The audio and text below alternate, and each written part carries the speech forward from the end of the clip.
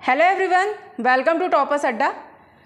जैसे कि हम देख रहे हैं फंडामेंटल राइट्स, तो अभी तक हमने शोषण के विरुद्ध अधिकार तक देख लिया था और उसके आगे हमने धार्मिक स्वतंत्रता का अधिकार भी देखा। अब बात आ जाती है हमारे अनुच्छेद 29 और 30, यानी जो हमारा शिक्षा का अधिकार जिसके थ्रू हमें मिलता है, शिक्षा एवं संस्कृति का अधिकार, उस पर हम बात करते हैं। तो अनुच्छेद 29 क्या लिखा हुआ है इसमें देखिएगा, अल्पसंख्यकों के हितों का संरक्षण।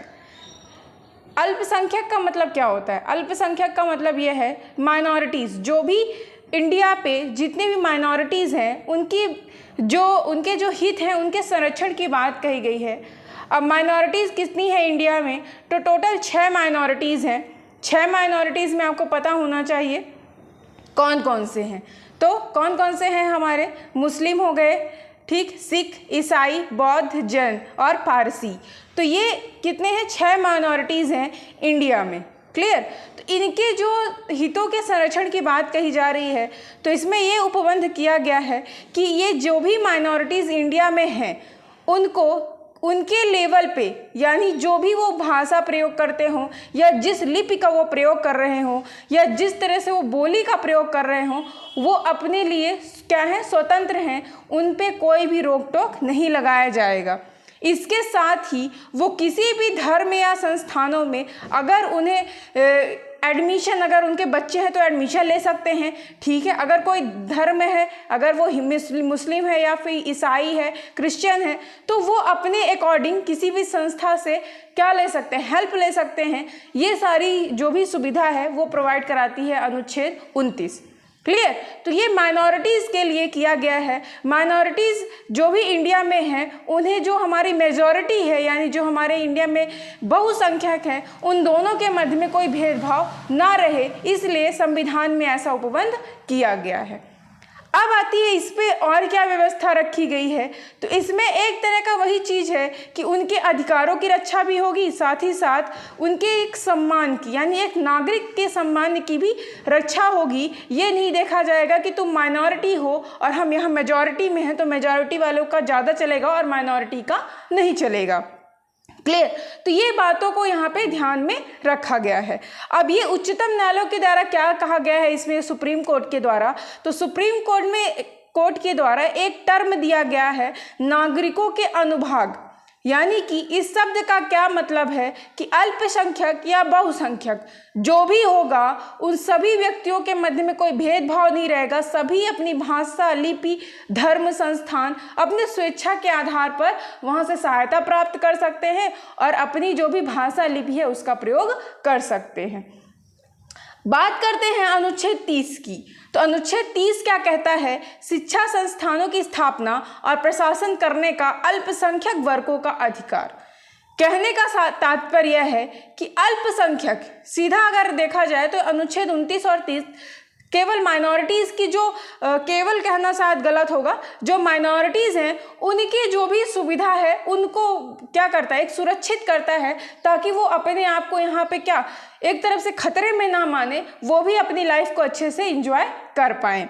तो इसमें भी यही कहा गया है कि जो भी अल्पसंख्यक वर्ग हैं वो अपनी रुचि के आधार पर किसी भी शैक्षणिक संस्थान में एडमिशन ले सकते हैं, कोई भी धार्मिक संस्थान को ज्वाइन कर सकते हैं, वहाँ पे अपनी पूजा अर्चना कर सकते हैं, जैसे जिस विधि के आधार पर वो करना चाहते हैं वो उसके लिए स्वतंत्र है।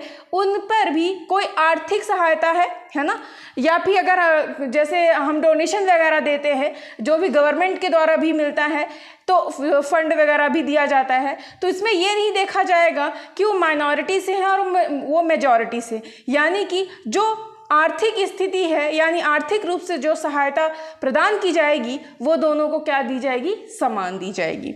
तो ये भी क्या है? अल्पसंख्यकों के बारे में क्लियर किया गया है। अब बात आ जाती है, यहाँ से प्रश्न थोड़ा सा आ सकता है कि जो अल्पसंख्यक शब्द है, क्लियर, तो ये क्या संविधान में वर्णित है? तो बिल्कुल नहीं। अल्पसंख्यक शब्द का संविधान में कहीं भी उल्लेख नहीं है। जैसे कि आप जब बजट देखते हो तो बजट शब्द हमारे संविधान में नहीं लिखा है, ठीक है।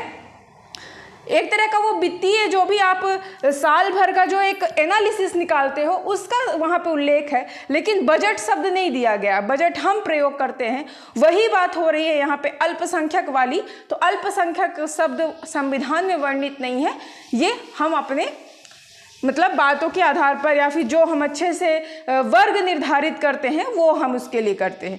क्लियर? तो ये चीज़ें क्लियर होगी। अब आ जाती है बात अनुच्छेद 32 की, बहुत ही ज़्यादा महत्वपूर्ण है।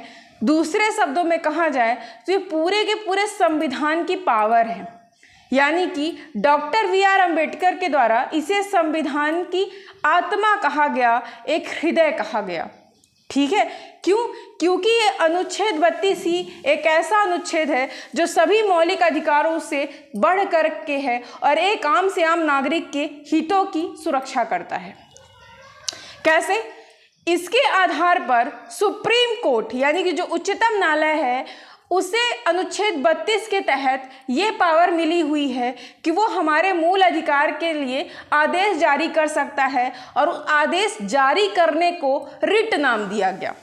क्या दिया गया? रिट। और ये 5 तरह की रिट जारी करता है हमारा सुप्रीम कोर्ट। क्लियर? किस अनुच्छेद के तहत? अनुच्छेद 32। वहीं पे जो हमारा उच्च न्यायालय है, यानी जो स्टेट में होते हैं न्यायालय, अभी वर्तमान समय में 25 न्यायालय हो चुके हैं उच्च न्यायालय, अगर आंध्र प्रदेश को ऐड कर दिया जाए तो। क्लियर? तो इस तरह से वो जो उच्च न्यायालय हैं वो आर्टिकल 226 के तहत रिट जारी करते हैं, और यहाँ पे ये अनुच्छेद 32 के तहत। क्लियर? तो दोनों में हम अंतर अलग से करेंगे, क्योंकि अनुच्छेद 32 और अनुच्छेद 226 में कई बार अंतर भी आता है, तो वो भी हम देखेंगे। पहले हम इन रिटों को क्लियर करते हैं। तो कौन कौन से रिट हैं? पहला है बंदी प्रत्यक्षीकरण, दूसरा है परमादेश, प्रतिषेध, उत्प्रेषण और अधिकार परीक्षा। क्या कहता है हमारा बंदी प्रत्यक्षीकरण? जैसे लिखा हुआ है शब्द वही अर्थ है यहाँ पे बंदी प्रत्यक्षीकरण, यानी अगर किसी व्यक्ति को बंदी बना लिया गया हो तो उससे आप क्या करो? पेश करो। किसके सामने? कोर्ट के सामने। कहने का मतलब ऐसा होगा कि मान लीजिए कि कोई किसी व्यक्ति को स्टेट के द्वारा क्या कर लिया गया? कैद कर लिया गया बिना किसी इंफॉर्मेशन के, और उसे कोर्ट में भी पेश नहीं किया गया, तो ऐसे में क्या होगा? वो व्यक्ति या उसके रिलेटिव इसके अगेंस्ट उस मतलब जो बंदी है उसको पावर है, या तो उसके रिलेटिव को पावर है कि वो सुप्रीम कोर्ट को ये रिट के द्वारा सूचित करे कि हमारे व्यक्ति को क्या कर लिया गया है? बंदी बना लिया गया है। ये बंदी प्रत्यक्षीकरण के द्वारा रिट आप जारी कर सकते हैं। ठीक है, अब इस रिट के द्वारा सुप्रीम कोर्ट क्या करेगा? ये रिट दिखाएगा, मतलब इसके थ्रू लीगली पूछेगा कि क्या आपने ऐसा क्यों किया, और उस व्यक्ति को आपने क्यों किया है, क्यों बंदी बनाया है, और इसका प्रयोग करके उसके प्रति लीगली कार्यवाही होगी। अगर वो व्यक्ति सही होगा तो उसे छोड़ दिया जाएगा, अन्यथा जो भी उसके नियम कानून बनेंगे उस पर काम किए जाएंगे। तो ये सीधा होता है बंदी प्रत्यक्षीकरण, जो कि हमें राज्य के अगेंस्ट एक मूल अधिकार देता है। क्लियर? ऑलरेडी हमारे जो मौलिक अधिकार हैं वो राज्य के अगेंस्ट ही होते हैं, जो कि हमारे एक मानव जीवन को सुरक्षित करने में हेल्प करते हैं। ठीक है, तो यही है बंदी प्रत्यक्षीकरण जो है, ये लैटिन भाषा का एक शब्द है। इसका मतलब ही होता है को प्रस्तुत करना, यानी उस बंदी को प्रस्तुत करना। ठीक है, तो यही जो मैंने इसमें कहा वो यहाँ पे लगाया जाता है। अब बात ये नहीं आती कि इसका अर्थ क्या है। परीक्षा में इसका निगेटिव पूछेगा कि कब ये नहीं लगता, या कब इसमें न्यायालय रिट को काम नहीं कर सकता, या बंदी प्रत्यक्षीकरण कब हम प्रयोग नहीं कर सकते। तो मान लो हिरासत कानून का संबंध हो, यानी कि ऑलरेडी वो कानून के तहत ही किया गया हो, तब हम बंदी प्रत्यक्षीकरण रिट नहीं लगवा सकते। कार्यवाही किसी विधानमंडल या न्यायालय के तहत हुई हो तब भी नहीं कर सकते। न्यायालय के द्वारा अगर वो हिरासत में लिया गया है तो भी हम नहीं कर सकते, और हिरासत न्यायालय के न्याय क्षेत्र से बाहर हो, यानी कि अगर मान लीजिए वो जो न्याय क्षेत्र है, ठीक है, उसके आउटर एरिया, अगर आपको पता होगा सबका एरिया डिवाइड होता है, तो अगर उस पर्टिकुलर एरिया में वो न्याय क्षेत्र आ रहा है तो वो कर सकते हैं, अदरवाइज नहीं कर सकते। ठीक है, तो ये चीज़ें यहाँ पे होती हैं। अब बात आती है दूसरे की, परमादेश। परमादेश का मतलब होता है हम आदेश देते हैं। किसको? तो ये एक तरह का ऐसा कंट्रोलिंग पावर है जो कि सुप्रीम कोर्ट के पास होती है या न्यायालय के पास होती है, जिसके द्वारा वो अपने जो भी अधीनस्थ न्यायालय होते हैं या उच्च न्यायालय होते हैं या जो लोअर न्यायालय होते हैं उनसे क्या पूछ सकते हैं, उनकी जानकारी ले सकते हैं, जो भी केस वगैरह हैं उनसे पूछताछ कर सकते हैं, उनका निराकरण करने का पूरा अधिकार रखते हैं। तो ये आदेश होता है, मतलब एक तरह का परमादेश। ठीक है, ये दूसरी रिट है। अब ये रिट कब नहीं लग सकती? तो यह रिट तब नहीं लग सकती जब किसी निजी व्यक्तियों की इकाई के विरुद्ध हो, यानी किसी की पर्सनली मैटर पे हो। दूसरा, गैर संवैधानिक होगा तो भी ये हम नहीं लगा सकते। तीसरा, जब कर्तव्य विवेकानुसार हो, है ना। और चौथा, जब संविधात्मक दायित्व को लागू करने के विरुद्ध और भारत के राष्ट्रपति और राज्यपाल के विरुद्ध। यानी कि सीधा सीधा कहने का मतलब यह है कि अगर कोई प्रोसेस लीगली हो रही है, ठीक है, तब ये परमादेश सुप्रीम कोर्ट नहीं लगा सकता, क्योंकि वो ऑलरेडी वो अपना काम कर रहे होते हैं। तो ये कई बार पूछा जाता है कि परमादेश किन किन स्थितियों पे नहीं लगाया जा सकता। तो ये 3 से 4 ऑप्शन आपको दे दिए जाते हैं और उनमें से एक मिस कर दिया जाता है। अब आती है बात प्रतिषेध की। तो प्रतिषेध का अर्थ होता है रोकना, किसी चीज के लिए रोकना। कौन रोकेगा? तो सुप्रीम कोर्ट क्या कहेगा, या फिर जो भी हमारे अधीनस्थ न्यायालय हैं वो अपने लोअर न्यायालय को क्या कर सकते हैं, रोक सकते हैं। किस चीज के लिए? मान लीजिए कोई भी ऐसा केस आ गया, या कोई भी ऐसा केस जो उन्हें ये लगता है सुप्रीम कोर्ट को या उच्च न्यायालयों को कि ये लोअर न्यायालय के बस की बात नहीं है, ये नहीं कर पाएंगे, ठीक है, इसे हमें करना चाहिए। तो वो क्या कर सकते, उस पर रोक लगा सकते हैं और उन पे जो भी न्यायिक प्रक्रिया होगी उस पे क्या कर सकते हैं, अपनी बात रख सकते हैं। तो एक तरह का मतलब होता है रोक लगा देना कि तुम अपने जो भी कार्य है उसके अधीन ना करके ये हमें सौंप दो, है ना। तो एक तरह का पक्ष होता है प्रतिषेध।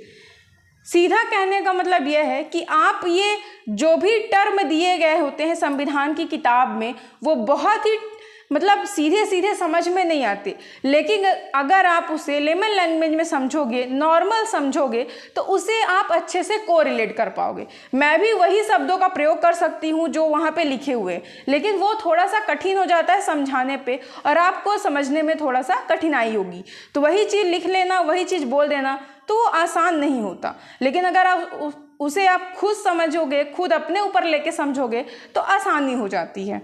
ठीक है, तो ये होता है प्रतिषेध। अब बात आती है उत्प्रेषण की। उत्प्रेषण का क्या होता है? उत्प्रेषण का मतलब एक तरह का सूचना देना। कैसी सूचना देना? सूचना देने का मतलब वही चीज है, एक प्रतिषेध है और एक है उत्प्रेषण। दोनों में बहुत कम अंतर है। वही अंतर है जैसे आपने सुना होगा prevention is better than cure. Clear?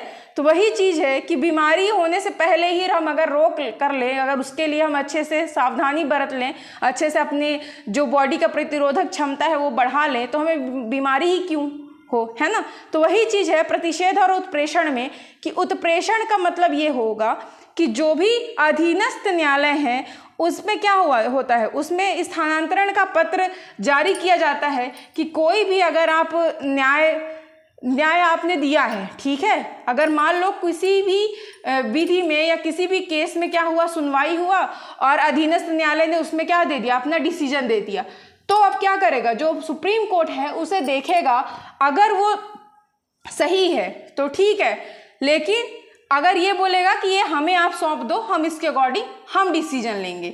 तो कहने का मतलब ये इसमें सूचना देने की बात की जाती है और यहाँ प्रतिषेध में रोकने की बात की जाती है। दोनों में बहुत ही माइनर डिफरेंस है, समझने की कोशिश करिएगा। यहाँ पे रोकना है और यहाँ पे सूचना देना है। अब बात आती है अधिकार परीक्षा की।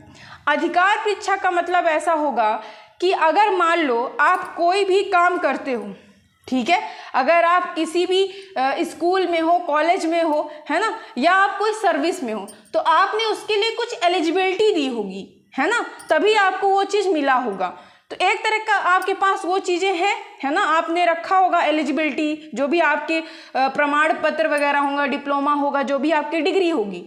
लेकिन मान लो कोई भी व्यक्ति ऐसा होता है जो उसके आधार पर मतलब बिना उसके किसी पद पर बैठा है, तब ये एक आम से आम नागरिक को ये प्राप्त है कि वो उसके मतलब अगर उसे पता चला कि इस व्यक्ति के पास ये चीज़ नहीं है फिर भी ये इस पद पे है, तो वो क्या कर सकता है, उसके अगेंस्ट अधिकार परीक्षा रिट जारी कर सकता है और ये सुप्रीम कोर्ट पे दे सकता है।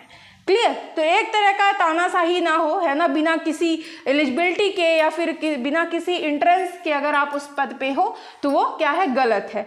तो ये कहने का मतलब यहाँ पे यह है कि ये 4 रिटों से ये अलग है ना, 4 रिट जो आपने देखा उससे ये अलग है और ये एक नॉर्मल व्यक्ति के द्वारा भी दी जा सकती है। जबकि यहाँ पे ये जो है ये अगर किसी के ऊपर चला है या कोई पीड़ित व्यक्ति है तभी ये सारी चीज़ें 4 रिट लगा सकता है। ठीक है, जबकि अधिकार परीक्षा है ये एक कोई इच्छुक व्यक्ति भी रख सकता है अगर उसे ऐसा लग रहा है तो। ठीक है, तो कहने का तात्पर्य यही है कि ये जो 5 रिटें हैं तो 5 रिटों में कई बार पूछा जाता है कि इसका शाब्दिक अर्थ क्या है या इसको कौन जारी कर सकता है, इच्छुक व्यक्ति लगा सकता है या पीड़ित व्यक्ति लगा सकता है, कब यह जारी नहीं किया जा सकता, तो यही पूछा जाता है। देखा जाए तो अभी तक के जितने भी एग्ज़ाम में अब ये नहीं पूछता कि क्या होना चाहिए, ये ज़रूर पूछता है कि क्या नहीं होना चाहिए और यह कब नहीं किया जा सकता, और नहीं वालों को थोड़ा सा वो बोल्ड कर देता है और आसानी से हम क्वेश्चन क्या कर देते हैं, गलत करके चले आते हैं। तो अब ये मत रटिएगा कि हाँ ये हो सकता है, ये ज़रूर ध्यान दीजिएगा कि क्या नहीं हो सकता। क्लियर? सो आई होप आपको इतने फैक्ट क्लियर होंगे। Okay, thank you for watching this video.